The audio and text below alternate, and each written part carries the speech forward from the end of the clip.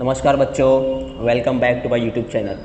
बच्चों, French revolution का जो एक टॉपिक हमारा बाकी रह गया था, the revolution and the everyday life. Okay, इस टॉपिक का सिंपल से ये मतलब है, क्या आपको लगता है कि कोई भी पॉलिटिक्स या कोई भी गवर्नमेंट लोगों का पहनावा चेंज कर सकती है, लोगों की थिंकिंग चेंज कर सकती है?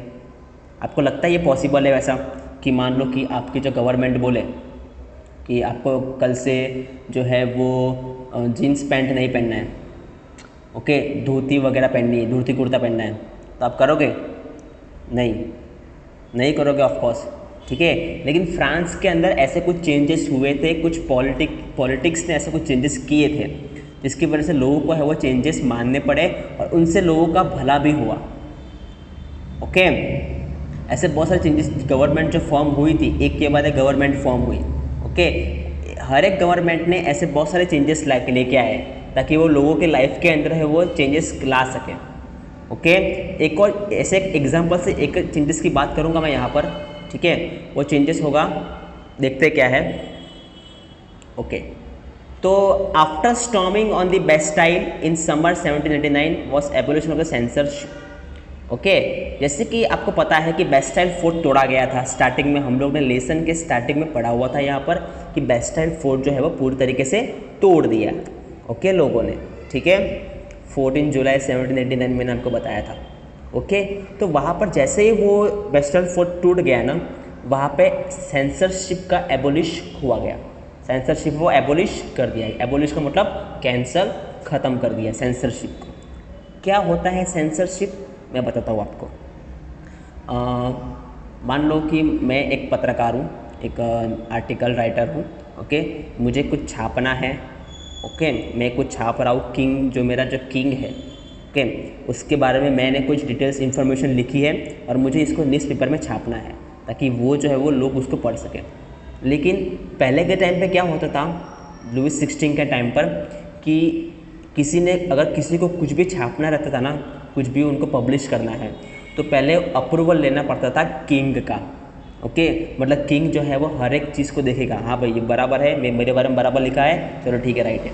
दूसरा देखेगा ये मेरे बारे में बराबर लिखा है, चलो राइट है। मतलब जो किंग बोलेगा वही वो लोग छापते थे और वही पब्लिश होता था। The newspaper, article, pamphlets, okay, books वगैरह में, हर चीज़ में उसको बोला जाता था सेंसरशिप। उसी को हम बोलेंगे सेंसरशिप। ओके, जैसे ही लुइस 16 जो है, ओके, समर 1789 में बेस्टाइल फोर्ट को तोड़ दिया और लुइस 16 जो है वो एग्री हो गया नेशनल असेंबली के लिए, उसके बाद से सेंसरशिप को भी अबोलिश किया गया।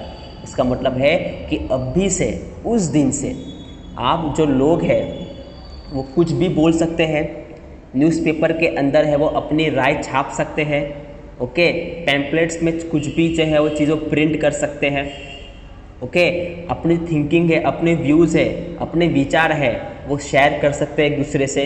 अभी आपको किंग से पूछने की कोई ज़रूरत नहीं है। ओके, समझ में आया? ठीक है, थोड़ा आके डिटेल्स में देखते हैं।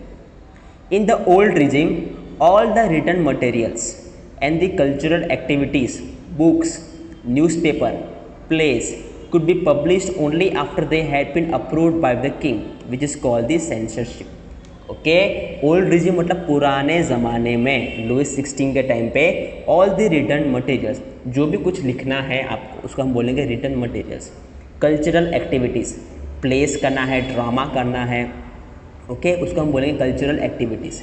Books, newspaper, plays could be published only after they had been approved by the king. ये सब कुछ कब पब्लिश होगा?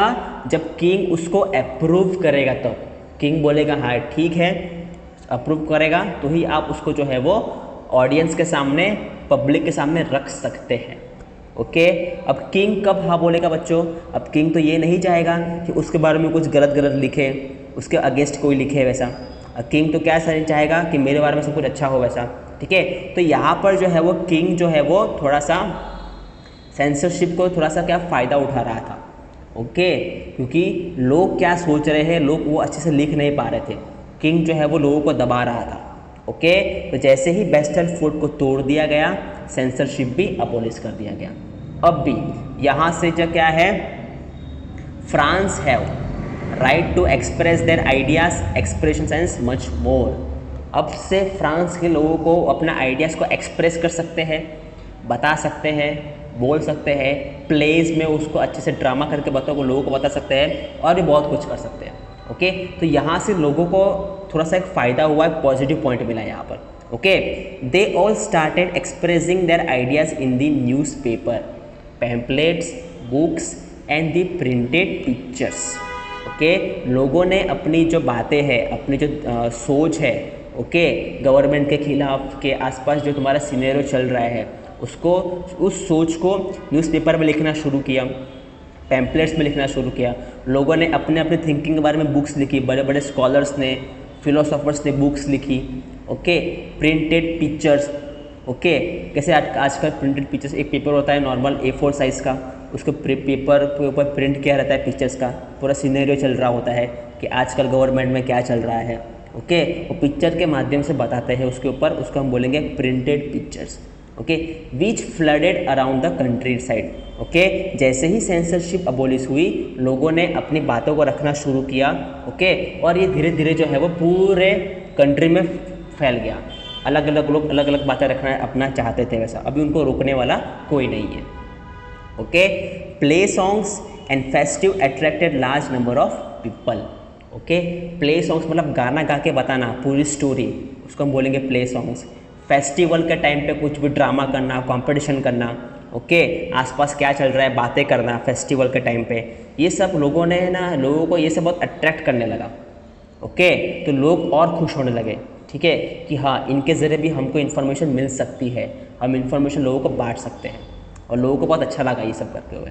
Okay, this was the way they could grabs the ideas and liberty and justice. यही एक ज़रिया था लोगों के पास अभी कि वो आइडियाज़ को शेयर कर सके, लिबर्टी की बात कर सके और जस्टिस की बात कर सके। मान लो किसी इंसान के बारे में कुछ बोला, गलत लिखा जा रहा है या कुछ गलत हो रहा है, ओके, तो हम अपनी आवाज़ उठा सकते हैं न्यूज़पेपर में लिख के, आर्टिकल छाप के कि इंसान के साथ गलत हो रहा है, या फिर मेरे साथ गलत हो रहा है, तुम्हारे साथ गलत हो रहा है। ओके, तो ये जो था पूरे चेंजेस, यहाँ पे ऐसे कुछ चेंजेस आने शुरू हो गए थे फ्रांस के अंदर। किसकी वजह से? पॉलिटिक्स की वजह से। Okay, because of the government. एक अच्छी गवर्नमेंट आई जिसने लोगों के बारे में अच्छा सोचा, उसने कुछ अच्छे चेंजेस किए ताकि लोगों को है वो फ़ायदा हुआ। ओके बच्चों, समझ में आया टॉपिक यहाँ पर? ठीक है, मिलते हैं नेक्स्ट टॉपिक के ऊपर।